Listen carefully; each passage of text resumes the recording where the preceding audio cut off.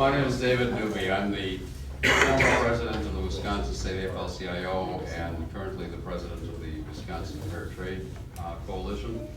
And let me give you an apology ahead of time. I'm supposed to be starting off the program up on the square at the rally, and we need to have our speakers congregate a few minutes ahead of time. So I will leave it to my co-panelists to wrap things up at 12:30. I hope all of you will be joining the march. This is a first for Madison. It's the first major anti-Trans-Pacific partnership event that we've had, and so we want to make sure that we've got a good crowd and get the word out to as many people as possible. My role here really is not as MC. We're going to have each of the speakers, each of the panelists introduce themselves. But I was asked to give a brief rundown of essentially what the Trans-Pacific Partnership is as background as we go into some of the ag issues that we'll be concentrating on here. I do see some familiar faces in the crowd. You will have heard this yesterday when I was with the other Trans-Pacific Partnership panel. You'll hear a little bit up on the same on the square, so I apologize for that repetition. But as I think all of us are aware, there are very few Americans, at least outside this room, who know what the Trans-Pacific Partnership is. So let me very quickly go over that. The Trans-Pacific Partnership is a set of free trade, so-called free trade negotiations that began in 2010. If concluded successfully, this will be the largest free trade agreement ever negotiated in our history. The countries involved are the United States, Australia, Brunei Darussalam, Canada, Chile, Japan, Malaysia, Mexico, New Zealand, Peru, Singapore, and Vietnam, which is what, and all of those countries border on the Pacific on one side or the other. There is a lot of speculation that the reason that President Obama initiated these negotiations back in 2010 was as a part of this pivot to Asia, as we essentially shift our focus out of the Middle East, which we totally screwed up, to Asia, including redeployment of military forces and concentration of those forces in Asia. The countries that I just mentioned comprise about 40% of global trade. So this is huge, much bigger than that. And yet it's not really so much about trade, as increasingly these agreements are directed less towards, for example, cutting tariffs and taxes, custom duties of goods going across borders, and are concentrating primarily under the direction of transnational, multinational corporations on deregulation and privatization. As the head of the World Trade Organization said back in 1995, we are writing the constitution for the global economy. And my hunch is that constitution starts out saying, we, the multinational corporations of planet Earth, do whatever. Because that's what this is all about. There are 29 chapters in this agreement that has not yet been completed. Only 4 of them really deal with trade as we think about trade itself. Excuse me. The intent here really is to develop a regime for multinational corporations by which, instead of having each country have their own rules and regulations and standards with regard to, from anything to environmental standards to agricultural practices and standards, worker standards, to regularizing and, as they say, harmonizing those regulations across borders so that it's much easier for them to move either their goods or their services across borders without any interference. This will be a job destroyer for the United States, as every other free trade agreement has been. They will try to sell us this agreement on the basis that it will increase exports and thereby create American jobs. It probably will create some American jobs. However, it will also increase imports, which will destroy more jobs in this country than it creates. This has been the pattern in every single free trade agreement that we have entered. And it has meant that not only have we lost jobs after concluding these agreements, but that our trade deficit goes up every single year. We are now at about $650 billion a year of greater imports than exports. That means that we owe other countries of the world $650 billion more dollars a year. So all of this nonsense about and concern about the national debt pales in comparison with the impact of our trade deficit. It also makes it possible for corporations located outside the United States to increasingly be buying up American assets. I think you've recently heard about the attempt of a Chinese corporation to buy Smithfield Foods, the largest packing house company in the United States, which these folks I suspect may be referring to. That's paid for by the fact that, and I don't remember exactly what our trade deficit with China is, it's over $200 billion a year, as I remember, but it's that kind of, it's that deficit that finances these acquisitions of American corporations. The other thing is that multinationals want to lower labor costs even further. China is becoming too expensive. Wages are getting too high in China. And so Vietnam is the new China because wages there are about 1/3 what they are in China. And their workforce is under greater discipline than the Chinese workforce. And so what better place to shift production to cut labor costs even further. And this is something which not only hurts those countries with low wages where workers are super exploited, but it means that workers in all other countries are subject to the pressure of those low wages and competition. So it has the effect of driving the wages of workers down across the world so that we are in this race to the bottom of impoverishing our working class. Is Vietnam lower than Bangladesh? That I don't know. That I don't know. But Bangladesh is not a Pacific Rim country, I think. So at this point, they don't get to join. Without taking too much time away from our other panelists, one of the distinctive things about this agreement is that it's called a docking agreement, which means that once it's concluded, other countries can apply to be a part of it. Negotiations are not reopened, nothing gets changed in the agreement itself. But if they agree to its provisions, then it's likely they will be included. Many people think that this is a way of getting around the failure of the World Trade Organization to organize the global economy, which we stopped back in 1999 at the Battle of Seattle, and the World Trade Organization basically has gone nowhere since that time. So that may well be the strategy, and Bangladesh, I suspect, would apply for membership under that, under those provisions. Is there a time frame on this? Well, the time frame is the administration had hoped to finish negotiations this fall in October, but then Japan said it would like to be a part of this agreement. That will probably slow it down into sometime next year, but we don't really know. And I want to talk about very briefly about Fast Track too, which is will be coming up before the Trans-Pacific Partnership itself, and which is a key to our victory.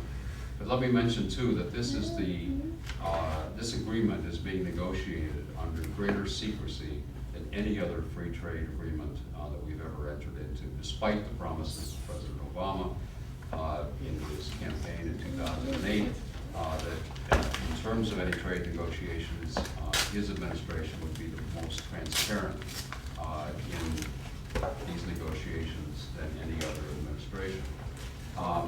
We don't know. There is the negotiating positions of all countries are secret.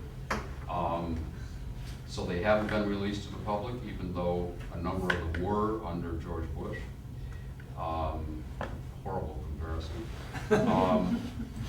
But it is only the U.S. Trade Representative and his fellow negotiators who have full access. And all the corporations. There are 600 corporate advisors who have either partial or full access to these negotiation. And Rahm Emanuel. I don't know if Rom still does, I suspect so. There are a few other organizations which have access, but it's very limited. Even Congress does not have access to these. They have to apply, for example, to see the positions that have been placed on the table. And when they are finally accepted, they are ushered into a closed room, no windows. They are not allowed to take pencil and paper, recording devices of any kind, and they are given either part or all of the negotiating documents. But then these documents are classified, and therefore, even though they may get to see part or all of them, they can't talk about it because they're classified. The information that we have about this agreement is primarily from leaks that are coming from people that are a part of the negotiations who are not happy about one part or another of what's being discussed. Just very, very quickly again, in terms of the interests of the multinationals in this agreement, I mentioned lower labor costs, special powers to attack environmental and other consumer and worker protections under the provision that actually was in NAFTA, Chapter 11, by which corporations, foreign corporations operating in other countries can sue governments if those governments at any level institute regulations or standards which reduce their expectation of the level of profits that they can gain in that country. So if we improve our environmental laws, if we improve our worker safety or consumer protection, food protection and safety laws or regulations, it's possible that foreign corporations operating in the United States in that area can sue our government at this national, state, or local level, and this will be adjudicated by 3 judges in secret hearings connected to the World Bank, and those proceedings will be closed. They will not even be open to American representatives or representatives of other countries affected to make their case about these regulations. And these judges can then come down with judgments which are not subject to appeal, which either impose major fines, which could be hundreds and hundreds of millions of dollars against the government affected, or they can demand that the regulation be rescinded or the standard or the law, whatever it happens to be. So we are giving up a major part of our own sovereignty, our ability to improve life for Americans, and other governments are doing the same thing. Again, whether it has to do with workers or the environment or any aspect of our quality of life and standard of living. This could have a real effect on financial deregulation, because the banks like Goldman Sachs want to open up financial services which are currently closed to them for the most part. They want to open these up in these countries and in others. And by, if they get their way, the final treaty will include changes to our own laws in terms of regulation of financial institutions, and may well even further weaken Dodd-Frank, which was a rather weak response to the meltdown of our economy in 2008 anyway. Glass-Steagall enhanced, right? I'm sorry? Glass-Steagall on steroids. Well, unfortunately, the death, oh, you mean that Dodd-Frank? Yeah. You're being ironic, yes, okay, sorry. Too early in the morning. The pharmaceutical industry is very, very active in these negotiations, and their interest is in lengthening the period during which they have patents on drugs. It's currently, in most countries, about 12 years. They want to lengthen that to 20. which means that they will charge their exorbitant prices not only to us, but to every other country in the world.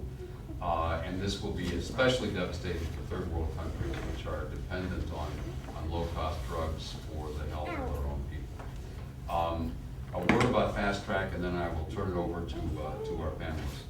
Fast track, as you may remember, started back in the Nixon administration. It expired in 2007. It is not on the books now. But basically, in order to pass the Trans-Pacific Partnership Treaty, Congress is going to need fast track authorities. What it is essentially ceding from Congress its constitutional right and authority to regulate international trade. And it cedes those powers to the president, who is authorized to choose countries with which he or she wishes to conclude a trade agreement on their own terms. Congress sets out certain objectives, which the trade representative does not have to necessarily follow. The agreement is then negotiated under the authority of the executive branch. The treaty supposedly concluded and then signed. Doesn't go into effect, but the president actually signs the agreement. It then goes to Congress, which has 60 days in which to act. They have 60 days in which to look at a document which, for NAFTA, was this big, which tells you two things. Number one, that these agreements are not simply about lowering tariffs on goods, that there is an awful lot of other stuff about deregulation and the power of corporations in these laws. And certainly the Trans-Pacific Partnership Agreement will be at least as big as NAFTA was in terms of its size, which is really intimidating. So you can be sure that every member of Congress is going to read these two telephone book size agreements before they vote within 60 days, right? Then, once they have to vote within 60 days. However, they cannot amend the treaty provisions in any way. It's an up or down vote, yes or no, which puts immense pressure, in part from the administration, in part from the big corporations, for them to vote in favor of the agreement. So even though parts of the agreement may harm their own constituents, the economy of their own state, they would perhaps, hopefully, want to put in an amendment to protect workers, the environment, or some part of industry, but they can't. So our first objective is to defeat fast track. The president has said that it's part of his 12-13 agenda. It'll probably come before Congress sometime this fall, perhaps within the next 2, 3, 4 months. We have to defeat fast track. And even though we're going to be talking about the provisions of the Trans-Pacific Partnership itself, tactically, we can win the fast track vote. When it was last voted on in 2002, it passed by only 2 votes. 2 votes, and we could have defeated fast track.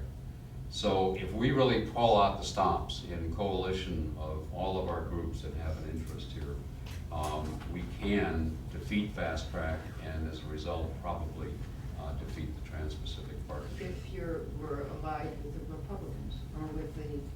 Well, there are strategy will right. have to be. This is going to be interesting because it probably is going to be a right-left alliance here. Although we in Wisconsin, I've made, and other people have made attempts to link up with the Tea Party groups on the sovereignty issue, for example, because American sovereignty at various levels is seriously compromised by these agreements. But we have not been able to get them into our coalition or to work with us in any way. Won't even return phone calls. Even the ones that are independent and not, part of national groups that are getting their orders from the Koch brothers. So, but at the same time, the politics are going to be crazy. And hopefully we can actually make an alliance with the right, as distasteful as that might be. But that's our first fight, and if we win that, then we probably win the Trans-Pacific Partnership battle. If we lose it, it's going to be very, very difficult to defeat the treaty itself. So, I've already gone way beyond my time here. If there are one or two just very quick questions, I'll answer that and then turn it over to the panelists. Great. Who's first? Jim? Jim? Introduce yourself and take it away. I'm Jim Goodman. I'm an organic dairy farmer from about 75 miles north of here. I'm kind of coming in with a cold because I had to milk this morning, so I just got into town. But now, David mentioned the WTO being killed, basically. But I mean, it still functions. There's still our parts that work. And he said that happened in Seattle, but I thought George and I kind of killed it in Cancun in 2003. Well, actually, I killed it in Hong Kong. Okay, well, whatever. Well, anyway. These guys get around more than me. You know, trade agreements are not something new to the 20th or 21st century. This has been going on for a long time. In 1773, the Tea Act was instituted by the British government, gave sole monopoly for tea trade to the colonies. Then we had the Boston Tea Party because they didn't like that. And it really wasn't so much a rebellion against the British government, it was a rebellion against corporate control. So that fact has transcended over hundreds of years, that trade agreements benefit corporations. Governments may support them, but they benefit corporations. And basically the Tea Act was a bailout because the British East India Company was way in debt because, you know, those pesky Indians were sort of starting to revolt against the empire. The economy in Europe was kind of bad, and the company was in debt, so the Crown thought, well, we want to keep this corporation going, so we're going to give them this monopoly, and that'll help bail them out. So again, that's not something that ended because governments still do that. They still support corporations and, as we've seen, big banks. Now, in the early years of the United States, we had very strong trade barriers because we wanted to protect small businesses and farmers to grow our economy. But now, as a world empire, we say, oh, you can't do that. You can't restrict trade. So what we used to do, we say now you can't do any longer. Trade agreements are always pushed as being something that will help small businesses and farmers to export their goods. Well, if I can be really blunt, that's all bullshit. Now, George is a farmer. When was the last time you exported something to Japan or wherever? Farmers don't export stuff. Some do if they're really big, but corporations export. Farmers sell to corporations and they export. And corporations really don't care where they buy it, as long as it's cheap. If they can buy grain cheaper in Brazil or Argentina, that's where they'll buy it, not from Georgia and Iowa. So, I guess history continues to repeat itself. And I was thinking about this the other night. I said, why were the colonists so much more aware of what was going on than we are? I mean, you know, we got the world at our fingertips with computers. We can find out anything we want. All the colonists had were a few printing presses and town criers. But still, they knew that these agreements were against their best interests. Why can't we do that? Why are we such, I mean, are we so hooked on Mountain Dew and American Idol that we don't care about anything else? You know, do we not want to do the investigation to find out what is going on in our democracy? And a big point about these trade agreements that David mentioned is the chief negotiator for the United States in agriculture is a man by the name of Islam Siddiqui, who had a career as a lobbyist for Monsanto. And last night I printed out a whole page of things he's done, and I forgot to bring it. But basically his life has been spent promoting corporate interests. Not governments, not people, corporate interests and their profit. And now he's the chief negotiator. So who do you think he's working for? Monsanto. When he decides he doesn't want to work for the government anymore, where will he go? Back through that revolving door to Monsanto or Cargill or somebody else. That's the way these things work. People get in power, negotiate the agreements, then they go back to their really high-paid jobs in industry. I didn't know. I don't hear cell phones. The name you gave out, who was this? Islam Siddiqui, Okay. What nation is he with? the United States. He's the chief agricultural trade negotiator. But is he originally from Arabia? I'm not really Interesting sure. name. I think he's probably born here, but I'm not sure. And it doesn't matter. It doesn't matter, because he's doing the wrong thing. So this panel is about Monsanto not ruling the world. But, you know, the United States government gives them every break, gives them as much help, not just Monsanto, but all these multinational corporations as they possibly can. The State Department actively is pushing the European Union to allow GMO imports, GMO beef, hormone beef. So it's not like these corporations have to fight their own way. The government works for them. They threatened third world countries would cut off the US aid if they didn't. Of course. And you've heard of the new green revolution in Africa? You know, the original green revolution didn't get into Africa, but now they have a new revolution. The Gates and Rockefeller Foundation are putting all this money in. Well, one of the main things they're pushing is GM crops. With the help of US State Department, USAID, they're threatening, like he said, cut off of aid if countries don't allow these products to be used. Now, I'm not an expert on TPP like David is. And outside of the trade negotiators, as he said, no one really knows what's going on. Basically, all we know is what we've gotten from leaks. But I do know that trade agreements don't benefit people. They benefit corporations. We've had a series of trade agreements, the WTO, NAFTA, CAFTA, on and on. And one thing they have done very well is increase corporate profits. They've moved jobs to countries where the economies don't pay living wages, and basically the workers are slaves. They move food production to wherever it's able to be done the cheapest. They've increased food imports to the extent that food safety inspections are virtually non-existent because the United States can't inspect the volume of food that's coming in, so it's hit or miss. Maybe less than 5% of the imported food is inspected. They've pimped for GMOs, as I mentioned, corporations that produce them. They pushed U.S. agriculture into a system of monoculture and confined animal feeding operations. They pushed indigenous farmers off the land all over the world. You know, Mexico is probably the first big example we saw of that. They've made farm workers and livestock expendable commodities in the system. They really don't care about them. They're just parts, just cogs in the machinery. They've devalued the place of women in agriculture. You know, in the United States and Western countries may be unique in that men are the farmers, but in most of the world, most of the food is grown by women of color, on small plots of land. And these trade agreements, they don't want that. They want large-scale monoculture because that's where they make their money. So, as I mentioned, and David did as well, corporations have always been involved in writing these, but TPP takes it to a whole new level where the corporations are the major authors. They want to get it exactly right this time, thus the secrecy. So some of the things that we may see fall by the wayside, country of origin labeling, which you may have seen on some things, that's not going to be allowed in TPP. GMO labeling, no more of that. Mendocino County, California, which passed a law a couple of years ago, GM Free Zone, that's not going to be allowed. Farm worker rights, they'll be treated just like farm workers around the world, slaves basically. Prohibiting GMO crops, they're going to be pushed into production.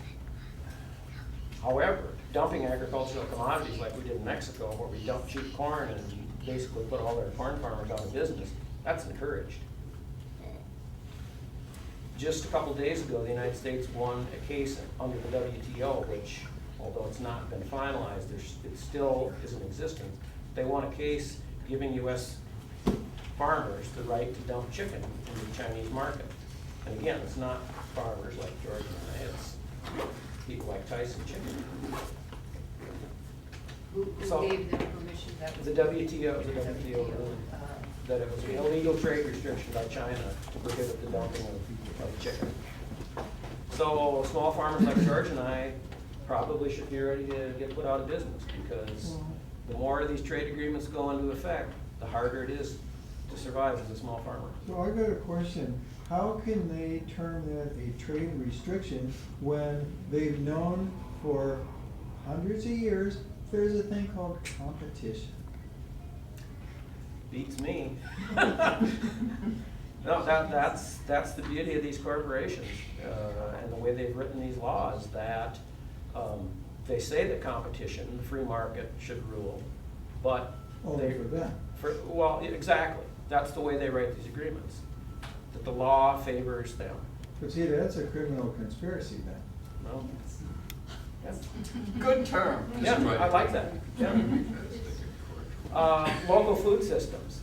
You know, there's a big push in the United States now to have schools, universities, hospitals source food locally. TPP would prohibit that because it would be unfair restriction of foreign imports of food. According to the Sierra Club magazine, Walmart's going to the local food producers, but that's Because they can make money. a myth, though. Yeah. That is not true. Right. They draw customers in by having a picture of farmers, just like Whole Foods does. And then they donate to the Sierra Club. There you go. And David mentioned Japan wanting to get into the agreement. In 1965, Japan was 73% food self-sufficient. In 2010, they were 39% food self-sufficient. Under the TPP, it's estimated that that would drop to 14%. So how does that help people to take your ability to feed yourself away? I can't see it. Now, and I don't know the exact time frame. Within the last few weeks, there was a press conference, the National Pork Producers Council, the American Farm Bureau Federation, Cargill, National Milk Producers, National Potato Council, Dairy Export Council, which say they represent farmers, but they represent corporate interests. They sent a letter with 70 other groups to President Obama encouraging him to let Japan into this. And they said that the addition of Japan to the negotiations will exponentially increase the importance of the TPP to our members and other sectors of the U.S. economy. The bottom line is that the TPP with Japan represents the single most important trade negotiation ever for the U.S. pork industry and for most of our colleagues in American agriculture. That's big. I mean, if they think that that's going to be the biggest benefit for them ever in history. And again, these aren't farmers like George and I. These are farmers that sell their pigs to Tyson or Cargill or whoever the hell else raises pigs. Smithfield raises 25% of the pigs themselves. They own 25% of the pigs in the United States. Yeah. It's Until they die, and then the farmers Right. own them, is that right? And I'll get to that. So, and I think David mentioned there's no specific section of TPP on agriculture. Unlike most trade agreements, there was an agriculture section. But TPP, it's all sort of woven in, and it's really hard to get at exactly what it means for food production. But, like you said, we had some leaks, so here's a few of the specifics. Investors can sue governments if they feel that there's a restriction of trade. An example under NAFTA, the North American Free Trade Agreement, was Mexico, beginning to have an obesity problem, wanted to limit the amount of high fructose corn syrup coming into the country. NAFTA said, no, you can't do that. It's illegal. But health concerns, they're irrelevant. Profit, that's okay. Health concerns, irrelevant. Malaysia prohibits foreign investments in supermarkets because they want to have locally owned supermarkets. TPP would prohibit that. Sanitary standards of food, I mentioned that a little bit, and I see George's got a couple notes on that, so I'm not going to dwell on it. But basically, bring it to the lowest possible denominator for food safety. A couple of animal drugs, ractopamine, which is a growth additive for pigs, and bovine growth hormone, which we fought many years ago. That's going to be pushed by the TPP. Now, this ractopamine is responsible for more sick and dead pigs than any drug ever introduced. But it grows them faster. They want every country to be forced to use it, to grow them faster. We don't care about their health. We don't care about the animals. We don't care about the people that eat the food. And makes human bellies grow faster. Then now that RTPH, that Posilac, is that still under patent? Monsanto sold it to Elanco. So yes, it's still being used. But Monsanto thought that their profit had maximized on it, so they sold it off. Nanoparticles, that's going to be something that the TPP will push. And we don't know exactly what they do. We know that there's tiny little particles that are so small they can permeate cell membranes. One of the uses I've heard is that it makes frosting really white. Isn't that good? Isn't that necessary? What goes in our brains, believe it or not. Good. Sustainably produced local foods for schools, whatever. I mentioned that before. They don't want that. Who cares? So trade liberalization, elimination of local control, which is going to make a global system. It's going to promote exactly the kind of farming we don't want, especially if you think about global warming. I mean, you want small farms, you want sustainable agriculture, you want people using less fuel, less pesticide, but these agreements promote large-scale monocropping, pushing small farmers out that basically don't use fossil fuels at all, and replace it with a system that depends on fossil fuels.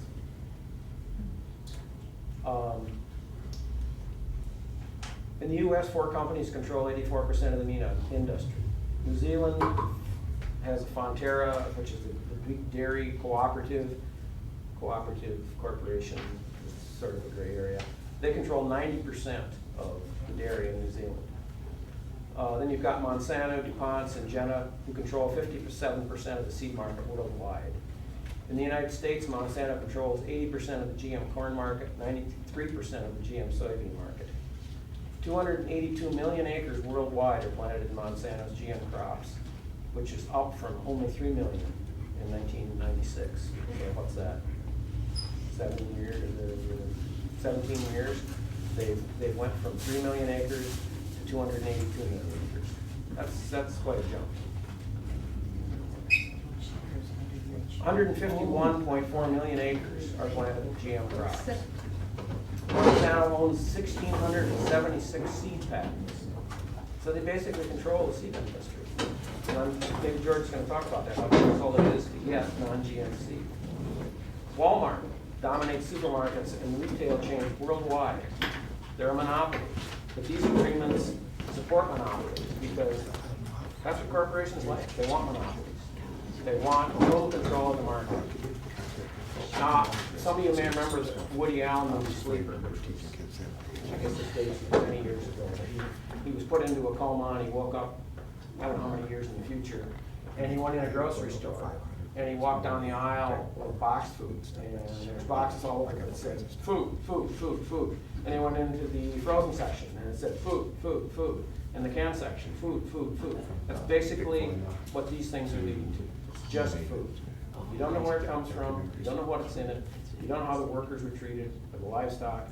They just want food. They want to produce it low, sell it high, take away the ability of small farmers to feed themselves and their countries, take away the ability of organic farmers, sustainable farmers, to farm the way that we know is best. So that's basically, at least in my opinion, what TPP means for food production. And with that, I will turn it over to George, I guess. Can I make a fast comment, please? When I was a young fellow, Depression, born in 34, you know how the Native American Indians and the poor whites lived in northeastern Minnesota and northern Wisconsin? They lived on wild rice, fish, rabbits, wild rice. The greatest wild rice lake in the world, Pelican Lake. Some person said, build a dam, raise the water by 4 feet. They destroyed the greatest wild rice food for the Native Americans. They flooded them out. Right. So then, so then some of us decided to create Fish and Wildlife Unlimited, from which Federal Fish and Wildlife Service Country. And we went around trying to reduce the predators and raptors because we poor people, the Indians and the whites, were living off deer, rabbits, partridge, etc., and the predators and raptors were getting our food. So we reduced the predator population. I appeared, here's what I appeared on television, young kid, I was only about in the 20s, you know, at a television station in the Upper Peninsula. And I left, and I came back, and here were 3 men in there. Can't have that, you can't have that, you can't. They were from Monsanto. I thought to myself, what are they from St. Louis way up here saying that Dr. Will Sampson, working, just got my doctorate, can't appear on television and talk, you know, about control of predators and raptors? Because they wanted the edible wildlife taken away from the Native Americans and the poor whites. So they were already thinking 50 years ago about how to force us to eat their food. And a GMO, I'm a retired geneticist, the GMO genes, they're going into our DNA. They're going into Africa, they're going to reduce that population there, but you never know who else they might reduce and make our bellies nice and big. Well, and Monsanto is working on developing a GMO wild rice. I don't know. Oh, no. I don't know exactly what they're engineering into it, but that's Because the Native Americans have a very active campaign to stop engineering in the wild rice, because to them food is sacred, and it should be to all people. Natural food is safer. George, George? introduce yourself. Okay, good. Yeah, I guess I'm a farmer, family farmer in west central Iowa, and I'm past president of the National Family Farm Coalition, which is a national coalition, and I hope to be, I think I'm going to be on the board of the Center for Food Safety this summer. In Michael Pollan's book, The Omnivore's Dilemma, I'm quoted as saying that I raised corn and soybeans for the military-industrial complex. But I'm thinking of changing that. I raised commodities for the military-industrial complex. And Jim says I should say agricultural-industrial complex, because that actually gives a better picture.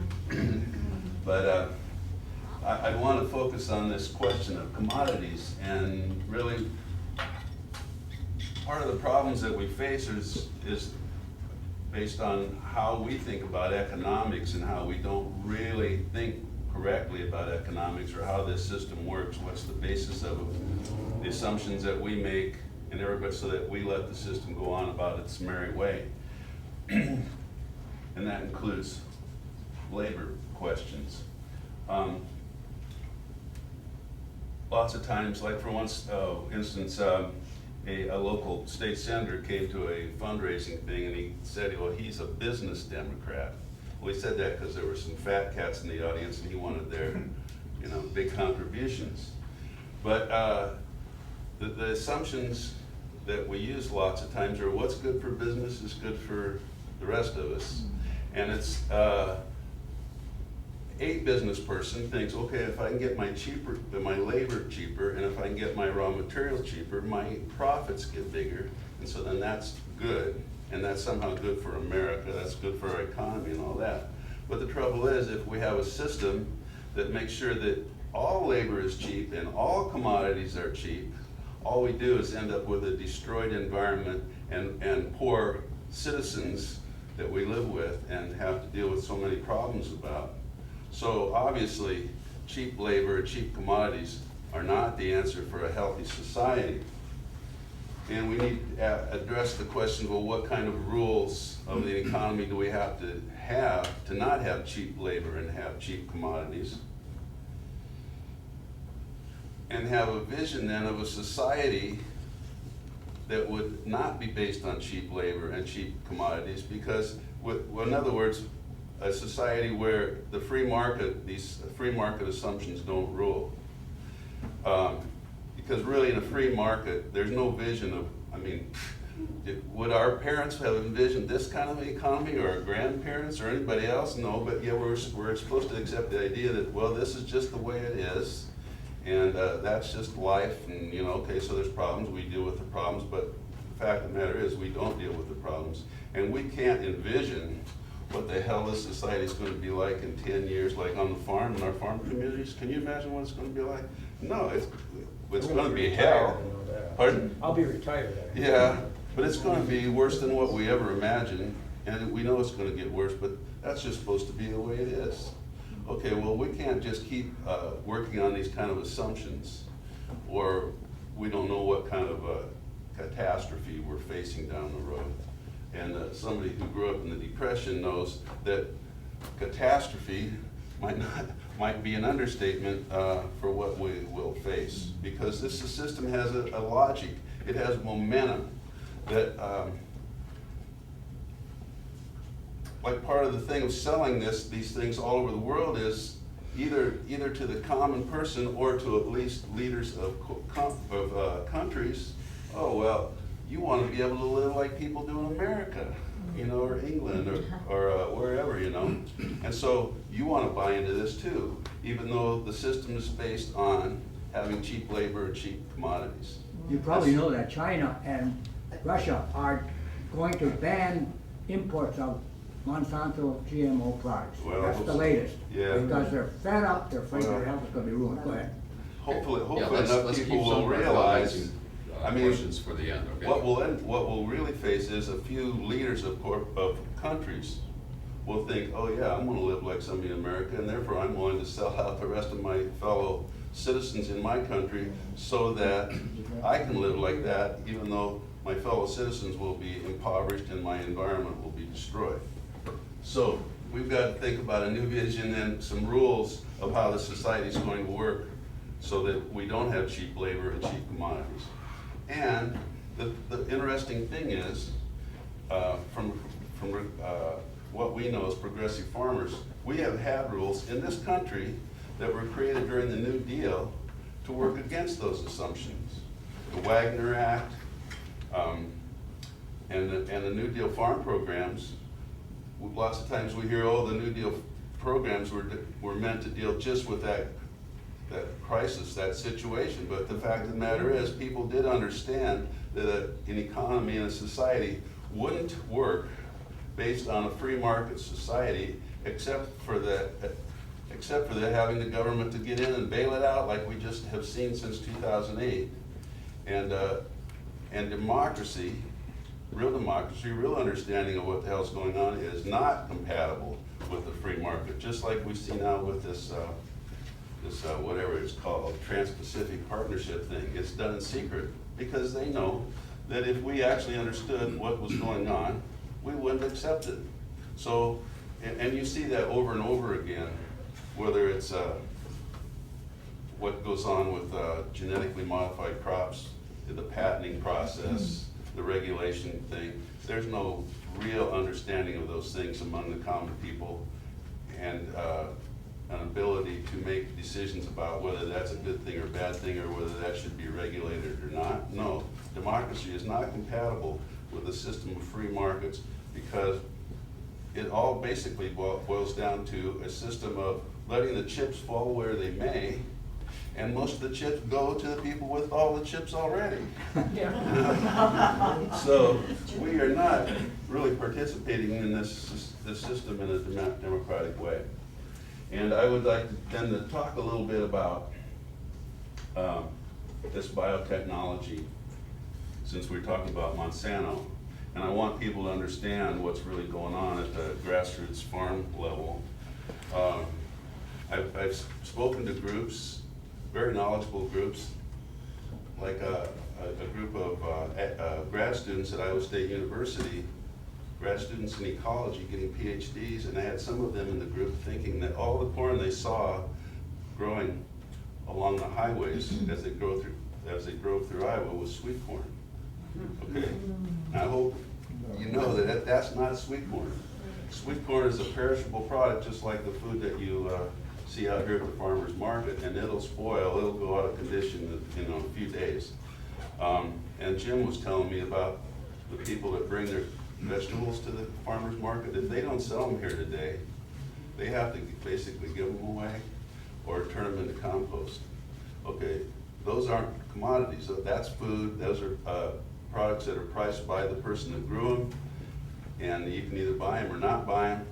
But those are not commodities. What are commodities? Commodities are things that can be stored. There is a price for them posted by the Chicago Board of Trade or the London whatever exchange, and that it's a system where you can turn Mother Nature into money 365 days a year. Those commodities are denominated in money, and if you raise a bushel of corn, you can take it to my local elevator and say, here's a bushel of corn, and they, okay, fine, here's your money. Okay, so therefore that's true with oil, minerals, corn, soybeans, wheat, all the products that we raise, even milk. And so therefore, corporations either want to do that themselves, in the case of oil and whatever, or they want us farmers to do it for them, and use the logic of the free market then. Well, why wouldn't I turn Mother Nature into commodities? You're either going to do it because of greed, thinking, well, hell, I'm going to get rich turning Mother Nature into commodities, and nobody's going to stop me, are they? Nobody's going to stop me if I abuse my land or destroy biodiversity to raise more corn and soybeans, or to frack, or whatever else to create commodities. Or on the other hand, the system is with farmers raising commodities. We have to worry about what the value of those commodities are next year, and the possibility that we invested in raising commodities and now the price is gonna drop by 50% next year and we won't even be able to stay in business. So we better raise as much damn commodities as we can this year to be in business next year. Well, so that's the logic that goes through farmers' minds. You either raise a hell of a lot of commodities, destroy the environment, to become rich, or to stay in business. In either case, the environment loses. Farmers compete against each other, it's do or die, and so you end up with fewer and fewer farmers. And I think one of the most important things to realize in this global economy, what is happening is the intentional understanding of this is that by raising cheap commodities and flooding other people's countries with cheap corn, soybeans, wheat, whatever, chickens, they can drive rural people off the land and out of their communities to become cheap labor. So it isn't just a matter of workers versus workers. Unless we get a handle on this question of raising cheap commodities and destroying rural communities all over the world, there's always going to be cheap labor and the environment's going to be destroyed all over the world.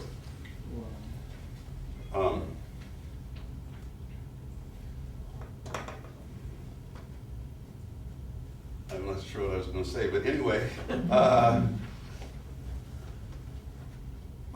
So getting back to the technology involved with genetic engineering, what kind of technology what kind of breakthroughs have they ever tried to make in biotechnology?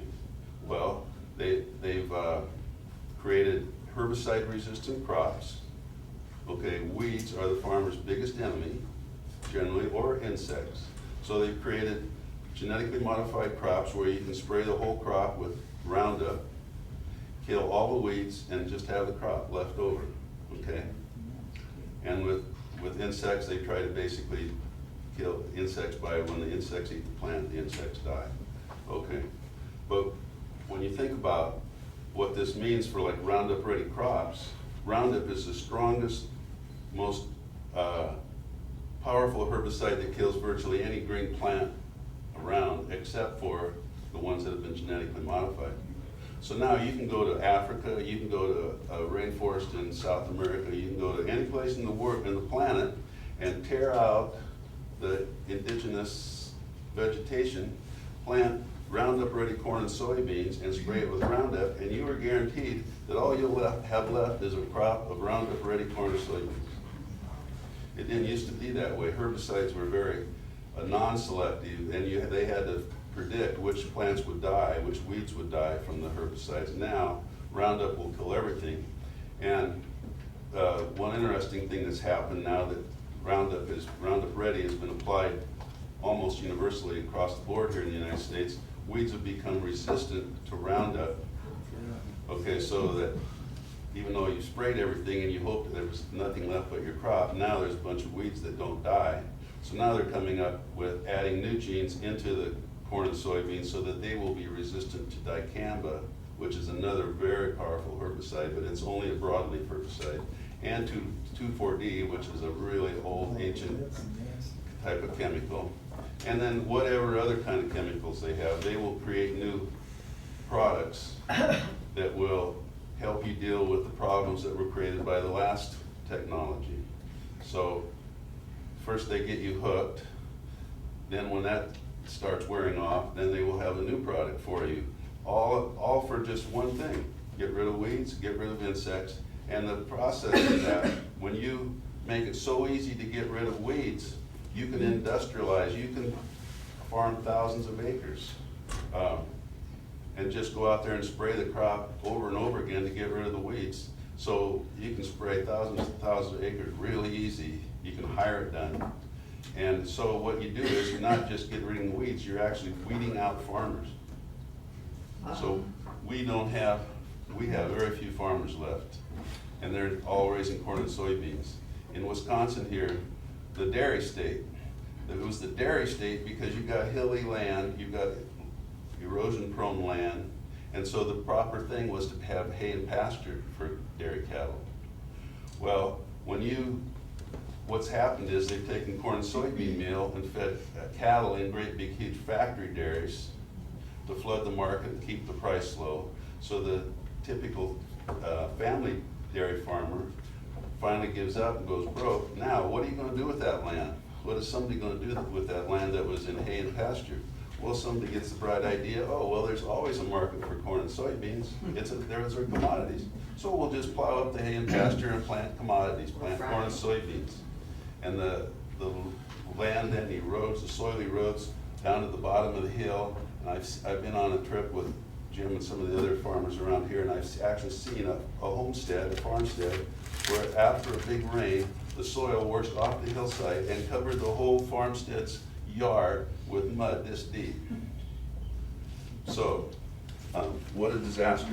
So the whole point is, we have to have a system that doesn't have commodities. And in the New Deal Farm Program, that was the case. You got to raise corn and soybeans, but there was not only a decent price for the farmers, so they didn't have to fear of going broke, but also the supply was controlled. So you wouldn't get to go out and destroy nature for just more money. And those are the two ingredients of all of our questions, of whether it's oil, natural gas, or whatever. We have to say, okay, when you buy something, you're gonna pay a damn good price for corn and soybeans that are in that product. You're gonna pay a hell of a price for energy in that, but we're not going to use that as some incentive for you to go out and destroy the environment to produce more of it. No, you're gonna be restricted on how much you produce. So, okay, that's my end of my message. I'm sorry.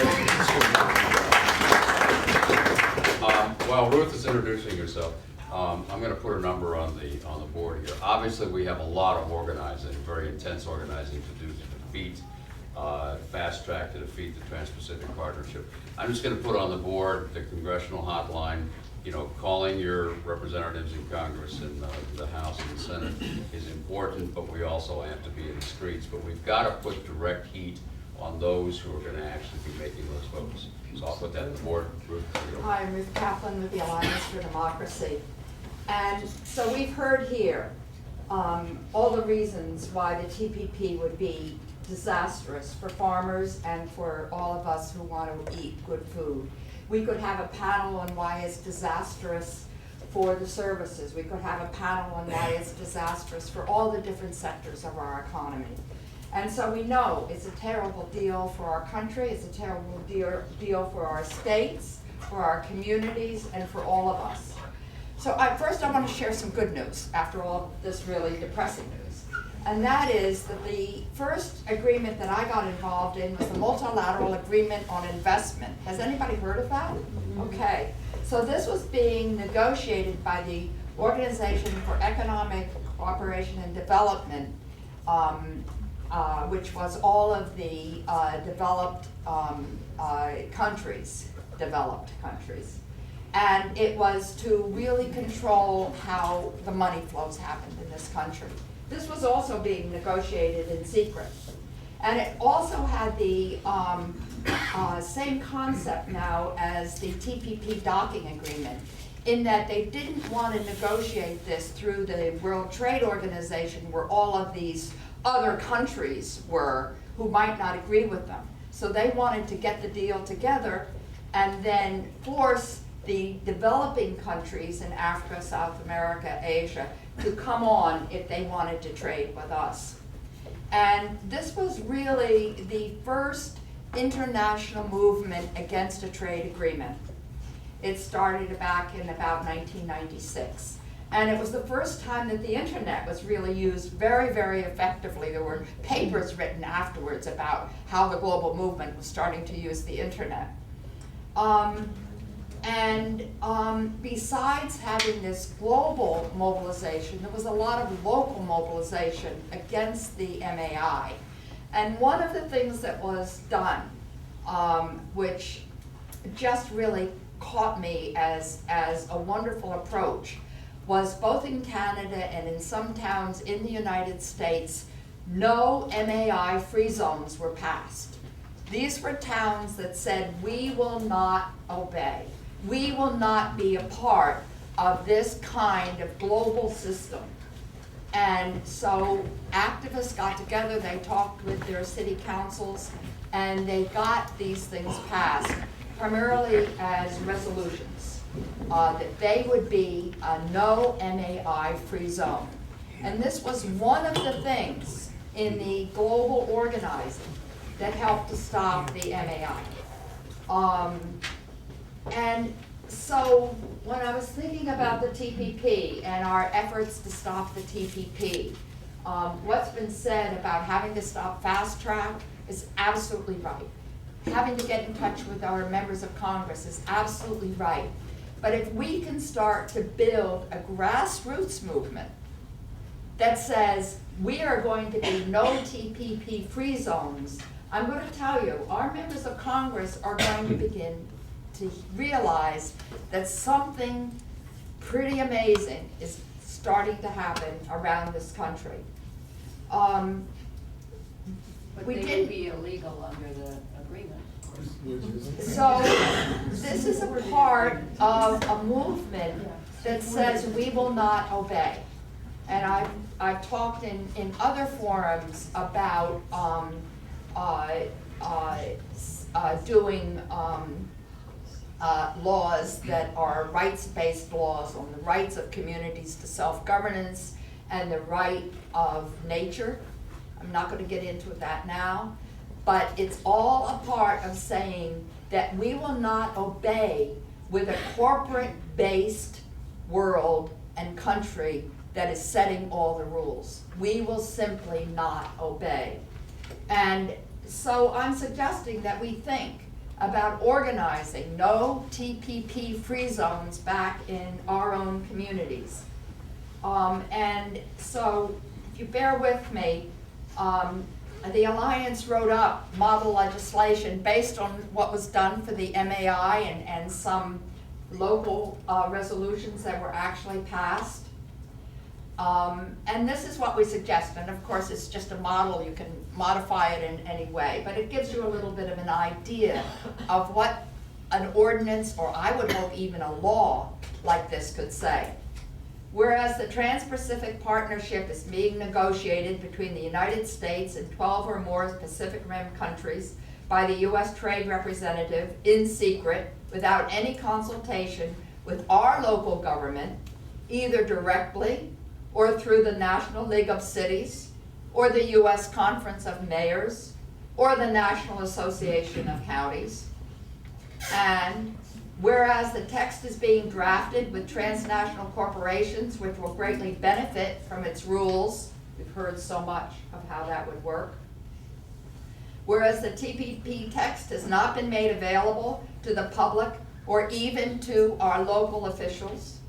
And whereas the TPP would have direct, potentially undesirable consequences for our municipality, its people, its local businesses, and its ecological systems on which all life depends. Whereas the investment chapter of the TPP, which was leaked in 2012, would allow foreign corporations to sue the United States and its states over any law or regulation which could take away their right to future profits, and therefore potentially rob our municipality of needed protections for our people, our local businesses, and the environment. Whereas the TPP financial rules would prevent regulation of risky financial products such as interest rate swaps, therefore threatening the financial stability of our government, which would have the authority to hear cases brought by corporations under the TPP. Whereas such rulings might require taxpayer compensation, which could impact the financial health of our municipality and our residents.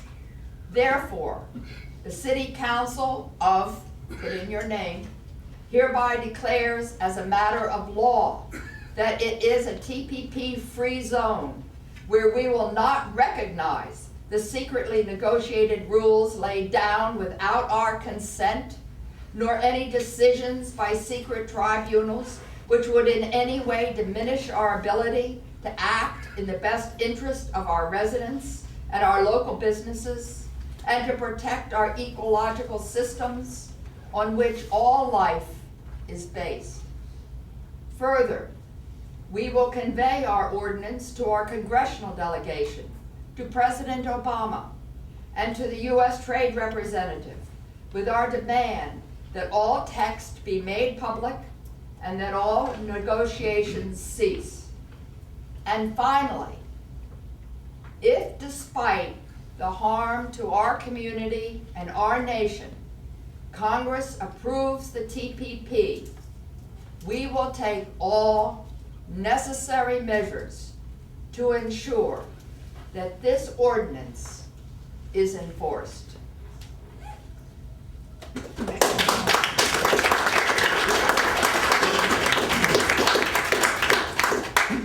You know, it's gutsy, right? It's not something that's gonna be easy.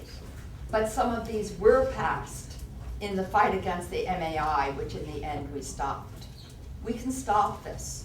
We have to send such a message to our representatives that we are not fooling around with this. We are dead serious about this. And over on the table, you'll see these sheets. I hope you'll take them. And on the back are some suggested pointers for, you know, what might be done. Again, it's working from what was used in the organizing around the no MAI free zones. It's not easy work, but we know that our Congress is bought by the corporations. It doesn't mean that there aren't some members of Congress who are very courageous. We do have some. Here, right here in Wisconsin, right? Yes. Yes. Yes, you'll hear their statements at the rally. At the rally. So, but sending this kind of a message is a message that we will not obey. We will not obey. And we will buy our food directly from you and from you. And the hell with what these rules are. Cool. And let me say one other thing to give you some encouragement, that in the state of Maine, where the federal regulations and the state regulations under the Department of Agriculture are so onerous to local farmers who want to sell their chickens and their vegetables to their neighbors, that they are saying we will not obey. They are passing laws in towns in Maine that say we will not obey these federal regulations. They're not written for us. They're written for corporate agriculture. And if I want to sell my chicken to you, whether or not that chicken is safe has to do with my relationship with you. I trust you, and if there's a problem, man, I'm going to come and talk to you, and we'll figure it out. Exactly. And that's the kind of thing also that we need to do to begin to build real resistance to this corporate nation, this corporate world, and say, again, we will not obey. Thank you.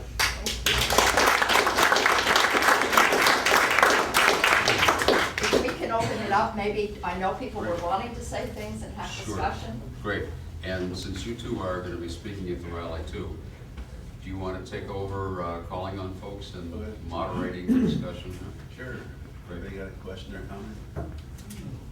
Yeah, Ruth, I'd like to ask you, if those sorts of laws are passed on the local level, and then the TPP is passed nationally and globally, would not the corporations be able to sue these local governments big time for not, for defying those laws?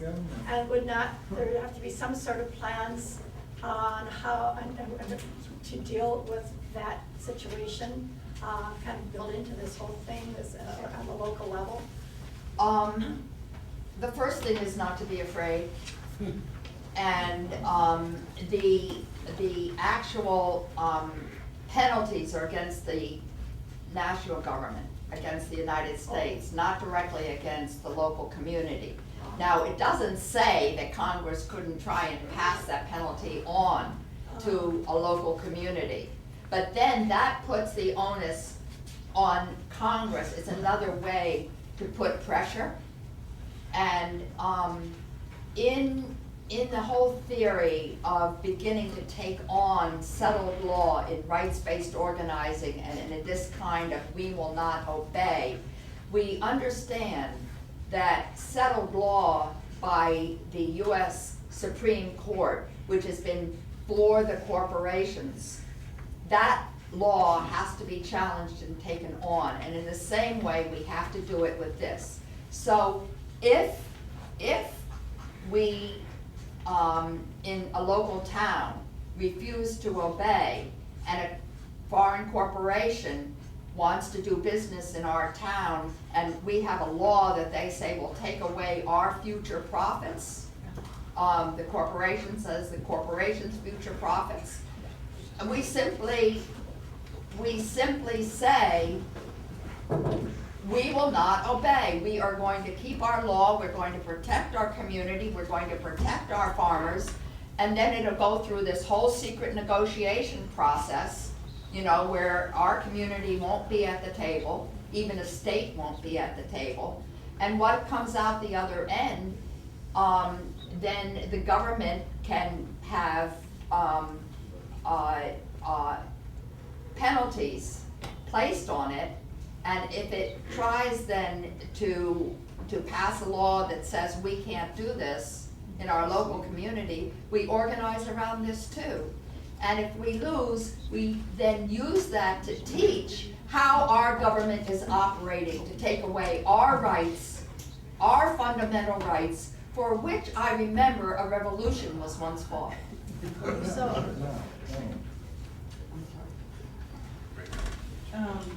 I heard the other day that the Chinese figure for crisis is the same figure as opportunity, and I've for some reason been carrying that with me through a lot of things at this conference, and particularly right here now, thinking, you know, this is such an outrage that I think it could really be a rallying point where things really shift in relation to a lot of things, as, you know, when people start to understand what this is. The other point, I mean, and the thing is, of course, because it involves food and agriculture, which is such a hot point for people, you know, it really is something that people feel very strongly about. The other thing that I'm feeling like is, you know, this agreement, so far as I understand it, really is illegal. You know, it's fundamentally illegal. There's international law, there's all kinds of bodies of law that would, you know, be drawn upon. We would say this is an illegal process. It's illegal because of the way the process is being handled, but it's also, you know, we have rights to food, we have rights to water, we have, you know, a whole body of law at international level, which is maybe relevant as well because this is an international agreement, which under those laws, this would have to be considered illegal, as far as I can understand it. I mean, that's It would be very useful if you or someone else could write up that in terms of the points of the international agreements. So there's the UN Agreement on Indigenous Rights, there's the UN Agreement on the Fundamental Right to Water and Sanitation that was just passed, 2 years ago now. I mean, there's all these UN agreements, and then I think you're referring to other ones as well as you're talking, but that would be a good organizing tool to have. There's the rights of the child. Yes, that's Very right. important. just about every human right law I can think of. I think that would be terrific. A couple things, I think those are more the UN agreements, they're agreements though, not laws, they're voluntary, and nothing happens if you don't follow it. Some You do, don't- yeah, Yeah. some. But I did have a question too, when you're, just real quick, Roundup Ready, when the bugs are eating the plants, is that eating the weeds or eating the crops? No, Roundup Ready is a herbicide-resistant crop. Did you say something about it kills the insects too? That's another thing.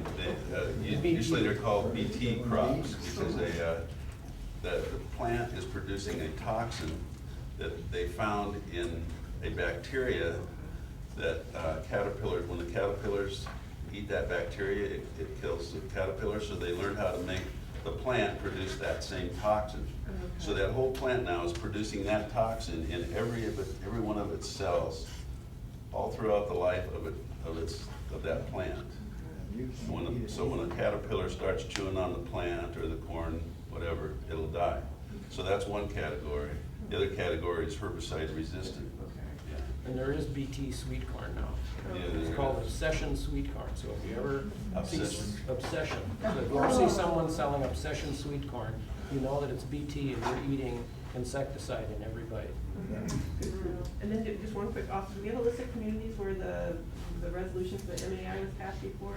You know, I have it on my computer in Word Perfect that I cannot access now. I'm extremely frustrated. Okay. And I think San Francisco was one, but I don't want to misstate. There were some in Canada and some mostly on the West Coast.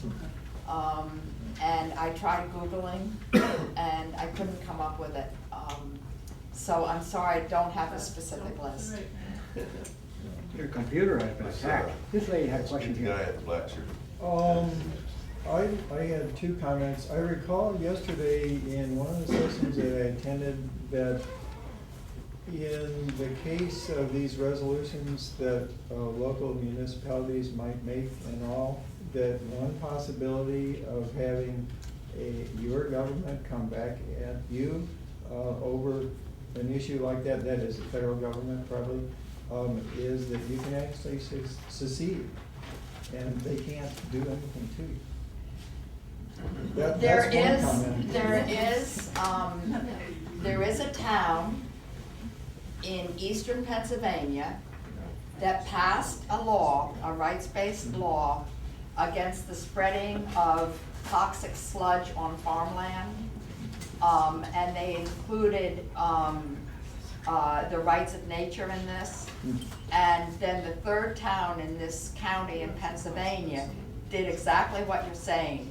It said if the state or federal authorities try to prevent us from implementing this law, we will have a meeting and decide what we will do. And sort of the unstated was, will we secede? It's taking the concept of we will not obey to the ultimate.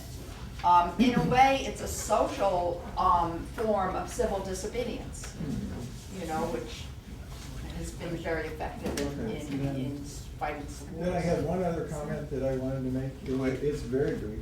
And it might seem like a horrible thing to have to do, but if the president's gonna sign this thing, you impeach him.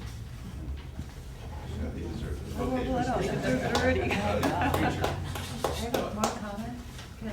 Then I have a comment. Oh, I'm sorry. I just want to say that I was at a TPP session yesterday and the legality was brought up and the lawyer there said it is completely legal. It's just like NAFTA. There's nothing you can do from a legal point of view to challenge it. So unfortunately, because I think my first thought would have been the same as you, there's got to be all these illegalities, but it was brought up and he said, just like NAFTA, you can't have that. If you accept their framework. Yeah, but If you it's accept from their the, laws. from the regular legal avenues. Yes. Exactly. Okay. I'm here today because my corporation took an action last time we had free trade agreements. And the CEO sent all of us an email asking us to click the mouse and automatically send letters to our Congress and Senator to support free trade agreement in Colombia and Panama, South Korea. Or you're Now- gonna get fired. No, he didn't threaten us, but he didn't inform us either. But my question where I'm getting is, do we need to expose or take some action? Because I actually left the corporation over a 33-year career.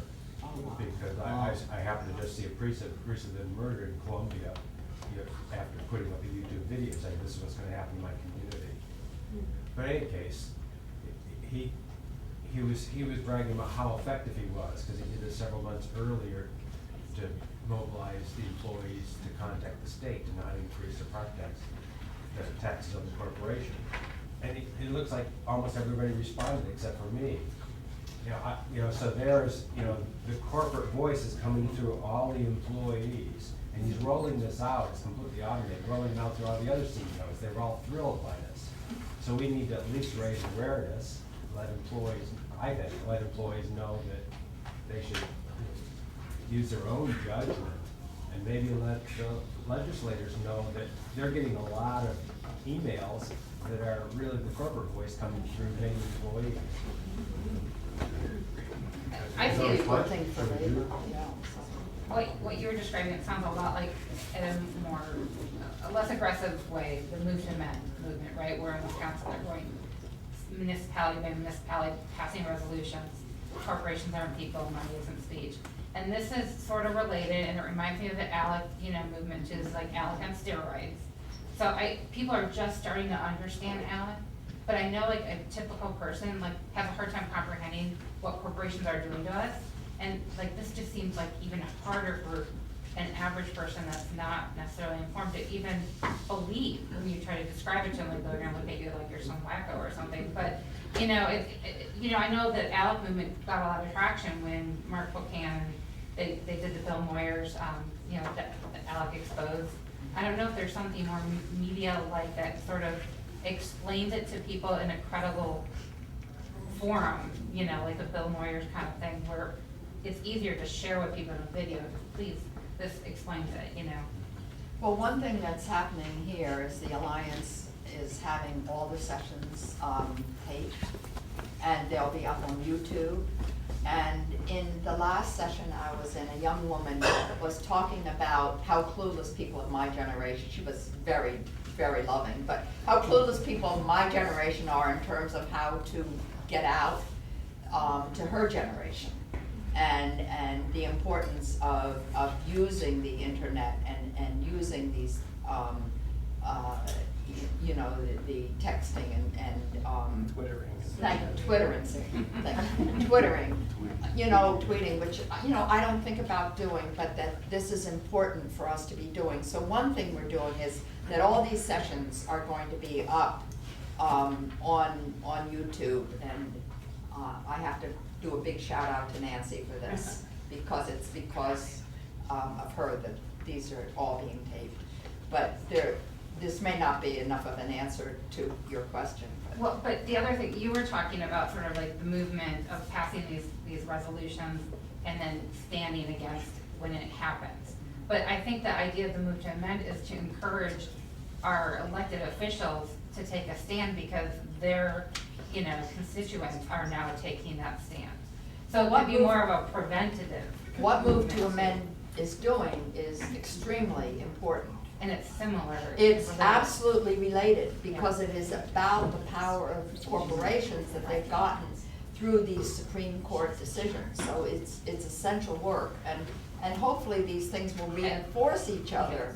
I think that it's important not just to ask our elected officials, but to take proactive action where we live, again, to really establish resistance to what's going on. But Because then then they'll hear give it. them courage, exactly. Could I speak up because we need to get downstairs?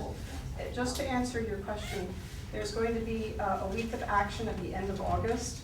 It's going to be a huge national action with visits to your representatives' offices, and it's going to be coupled with a very vigorous social media campaign, Facebook, Twittering, and all the other social media. And then September 19th. Is that in Washington? Pardon me? Washington? Washington? No, it's going to be visits to your representatives on their August holiday. So in district meetings, there's going to be this very vigorous social media campaign that's being organized now. And then September 19th visit, which is the second anniversary of Occupy, is going to be both a national as well as a global day of action against the TPP and against free trade agreements. So I think we're trying to build the education, the need for action, what the TPP is, and try to use all the tools that will reach all the audiences.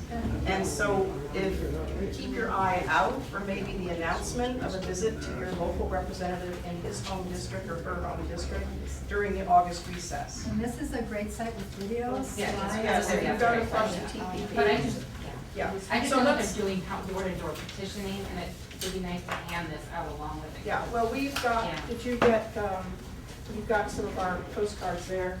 So if you'd like to quickly make a banner, a poster, please do, but please come down now because we want to start this promptly at 1:15. And that's down on the terrace. Down on the terrace, right, so.